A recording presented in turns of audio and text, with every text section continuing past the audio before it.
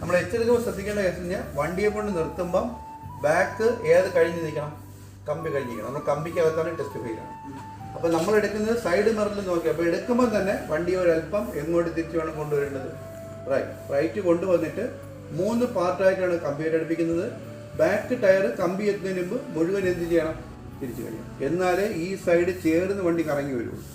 ഈ ഭാഗം കഴിഞ്ഞാൽ പിന്നെ നമ്മൾ നോക്കേണ്ടത് ലെഫ്റ്റ് സൈഡ് മിററാണ്.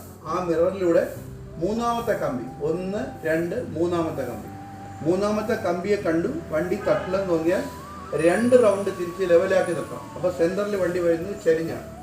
എന്നിട്ട് ബാക്ക് ടയർ എത്തുന്നതിന് മുമ്പ് മുഴുവൻ നമ്മൾ എന്ത് ചെയ്യണം, തിരിച്ച് തീരണം. വണ്ടി തിരിച്ചു കറക്റ്റായി ഇവിടെ കൊണ്ടുവരുമ്പോഴും ഫ്രണ്ട് കമ്പി കഴിഞ്ഞ് വേണം നിൽക്കാൻ. ഇക്കാര്യം ശ്രദ്ധിക്കണം. അതുപോലെ എച്ച് എടുക്കുമ്പോൾ വണ്ടി വന്നുകൊണ്ടിരിക്കുന്നത് എപ്പോഴും റോളിങ്ങിലായിരിക്കണം. വണ്ടി ഇങ്ങനെ മൂവ് ചെയ്തുകൊണ്ടിരിക്കണം, നിൽക്കരുത്. ഇവിടെ കിട്ടിയാൽ